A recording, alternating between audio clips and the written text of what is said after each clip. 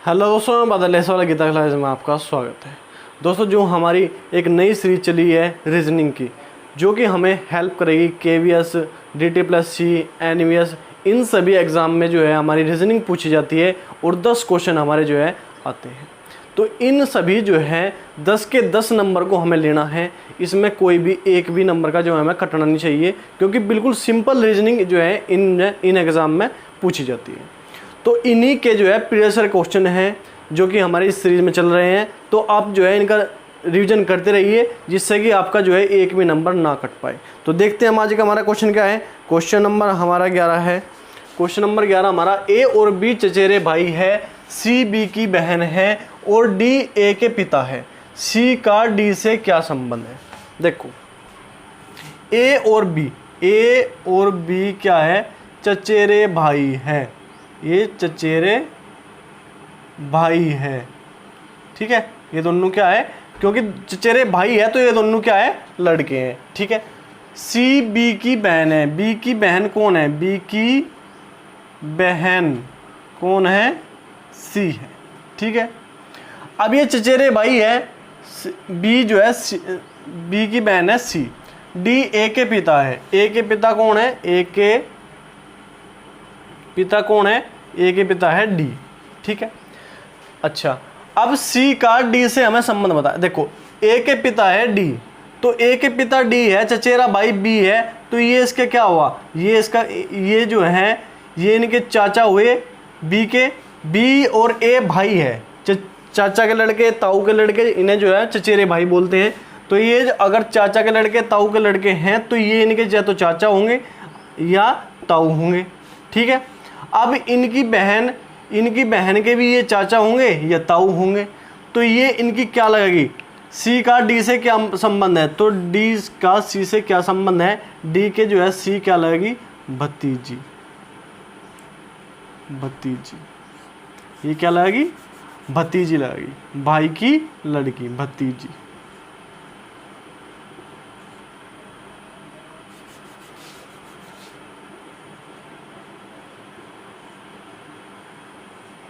भाई की लड़की, C D का क्या संबंध है, ये इसकी भतीजी है, ठीक है, मतलब भाई की लड़की है, ठीक है। आया समझ।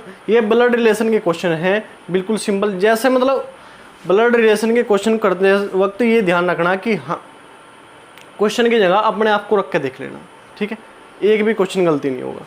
उसके बाद क्वेश्चन नंबर 12 है, निम्नलिखित में से कौन सा समूह में अन्य से भिन्न है। भिन्न हमें बताना है। देखो, XZ MN PQ BC ST।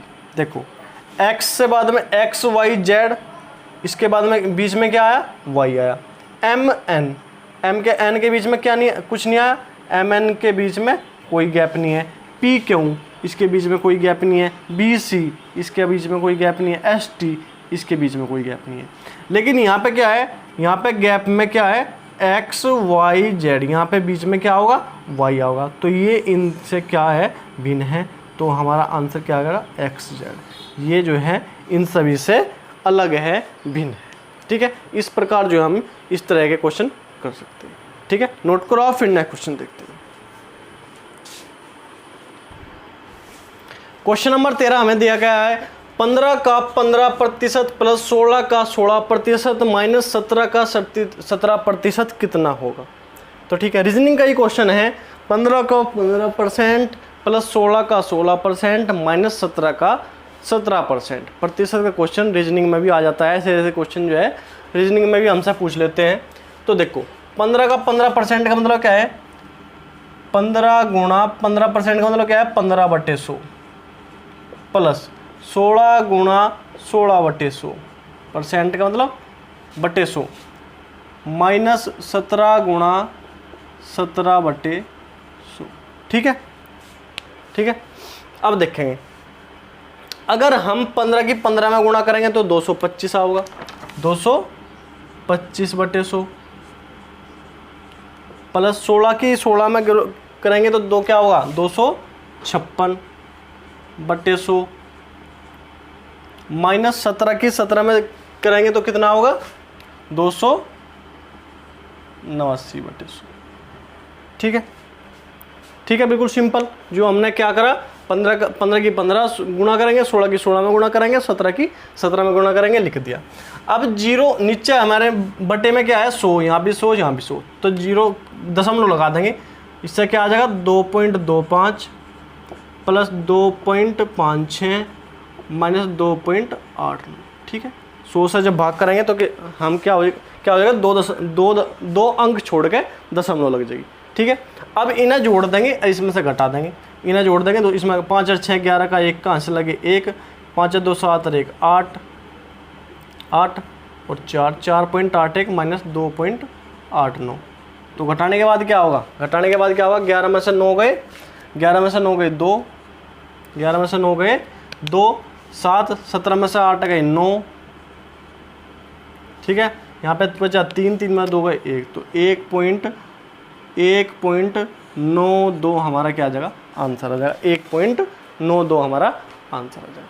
तो 15 का 15% प्लस 16 का 16% माइनस 17 का 17% किसके बराबर होगा, 1.92। बिल्कुल सिंपल क्वेश्चन है। देखो, जब भी हम किसी चीज़ की परसेंटेज हटाते हैं तो उसके बटे में 100 लिख देते हैं, अगर लगाते हैं तो उसमें गुणा 100 करते हैं। तो 15 का 15%, तो 15/100 हो जाएगा, परसेंट हटाओगे तो 15/100, 15 गुणा 15/100। ठीक है, 16 गुणा 16/100 माइनस 17 गुणा 17/100, गुणा करके 100 से भाग दे देंगे, घटा देंगे, 1.92 आ जाएगा। ठीक है, उसके बाद क्वेश्चन नंबर 14 हमारा, 6 दोस्त ए बी सी डी और एफ एक गोल मेज पर इर्द गिर्द इस प्रकार बैठे हैं कि ए ई तथा एफ के बीच में है, ई डी के सामने है तथा सी ई के किसी तरफ नहीं है, बी के सामने कौन बैठा है। 6 जो है हमारे दोस्त बैठे हैं, 6 दोस्त एक गोले में बैठे हैं। कहाँ बैठे, एक यहाँ पे, एक यहाँ पे, एक यहाँ पे, एक यहाँ पे, एक यहाँ पे, एक। ठीक है, 6 दोस्त हैं।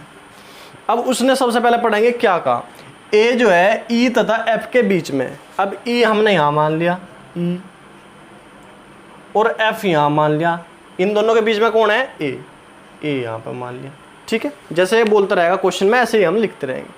उसके सीटिंग अरेंजमेंट बोलते हैं ऐसे। इस तरह के क्वेश्चन जो है बहुत ज़्यादा अब जो है आजकल क्वेश्चन एग्जाम में आने लगे हैं। ई डी के सामने है, ई जो है डी के सामने, ई यहाँ पे है, इसके सामने कौन है, डी। ठीक है, लिख दो। ठीक है, सी ई के किसी तरफ नहीं है, सी जो है ई के पास नहीं है, ना इधर है ना ही है, सी जो है ई के ना इधर है ना इधर है, तो कहाँ होगा, यहाँ पे होगा, तो सी यहाँ पे हो गया। तो ए सी डी ई एफ सब आ गया, तो यहाँ पे क्या आ गया, बी। तो हमसे क्या पूछा, बी के सामने कौन है, बी के सामने कौन है, ए जो है सी के सामने, ई जो है डी के सामने, तो बी के सामने कौन है, एफ। तो एफ बी के सामने कौन आ जाएगा, एफ। और यही हमें निकालना था, बी के सामने कौन होगा, एफ, यही हमें निकालना था। जिस प्रकार जो है हमारे क्वेश्चन में पूछा गया है, बोला गया है कि ए जो है ई एफ के बीच में है, तो ई एफ के बीच में लिखेंगे ए को। ई डी के सामने है, तो ई को डी के सामने लिखेंगे। सी ई के किसी तरफ नहीं है, ई के किसी भी तरफ ना इधर है ना इधर है, सी नहीं है, तो सी को कहाँ लेंगे, यहाँ पे लेंगे। एक ही स्थान बचा, वो किसका बचा, बी का, बी ले लेंगे। तो बी के सामने क्या है, एफ है, एफ हमारा जो है आंसर है। ठीक है, नोट करो, बिल्कुल सिंपल क्वेश्चन है, थोड़ा जो है लैंग्वेज को थोड़ा ध्यान रखना है, नोट करो आप।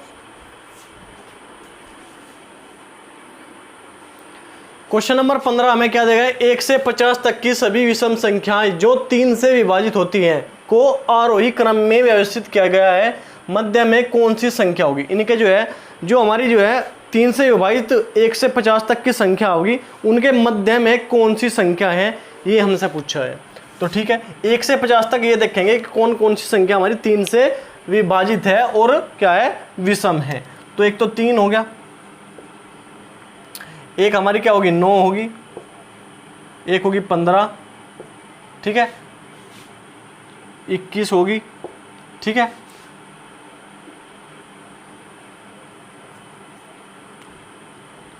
27 होगी, ठीक है, 27 और 6 33 होगी, और एक क्या होगी, 39 होगी, 39 और 6 क्या, 45 होगी। ये हमारी होगी विषम संख्या और 3 से कटने वाली। कितनी संख्या होगी? 1 2 3 4, 1 2 3 4, तो ये 8 संख्या, ठीक है। अब बीच उससे हमसे पूछा गया मध्य में कौन सी संख्या। अब मध्य में देखो ये संख्या आ रही 27 और 21, 27 और 21। अगर हमसे जो है यही संख्या बीच में एक 2 संख्या आ गई हमारे, मध्य में क्या आई? 2 संख्या। अगर यही हमसे ऑप्शन में दिया गया हो कि 21 या 27, हम दो के ऑप्शन दिए गए हों कि 21 और 27 मध्य में है, तो इन्हें मान लेंगे। अगर ये मध्य में ना मानी गई हो, एक ही हमें ऑप्शन दिया गया हो, एक ही ऑप्शन दिया गया, तो एक ही ऑप्शन दिया जाएगा, तो क्या करेंगे? 21 + 27 बटे 2, तो क्या आ जाएगा? 7 और 1 8, 48 बटे 2, क्या होगा हमारा? 24। अगर हमें ऑप्शन में 24 दिया गया है तो हम इन्हें जोड़ का आधा कर देंगे। अगर हमें ऑप्शन 2 के दिए गए हैं कि हाँ 21 और 27 मध्य में हैं, या 33 से 39 मध्य में, दो के ऑप्शन दिए गए हैं, तो 21 और 27 उत्तर होगा। लेकिन अगर उत्तर एक ऑप्शन एक दिया गया है तो हमारा ऑप्शन उत्तर क्या होगा? 24 होगा, ठीक है। तो इस तरह जो है हम इस तरह के क्वेश्चन निकाल सकते हैं। बिल्कुल सिंपल क्वेश्चन है। रीजनिंग के जो है बिल्कुल सिंपल क्वेश्चन जो है केवीएस में, एनवीएस में, DTLS में आते हैं। 10 के 10 क्वेश्चन आप आराम से कर सकते हो। तो ठीक है, क्वेश्चन अगर आपको समझ में आया, डिस्कशन आपको अच्छा लग रहा है, तो वीडियो को लाइक करो, चैनल को सब्सक्राइब करो, कमेंट करके जरूर बताया करो वीडियो आपको कैसी लग रही, ये सीरीज आपको पसंद आ रही है या नहीं आ रही। तो ठीक है, आज के लिए इतना ही। धन्यवाद। जय हिंद।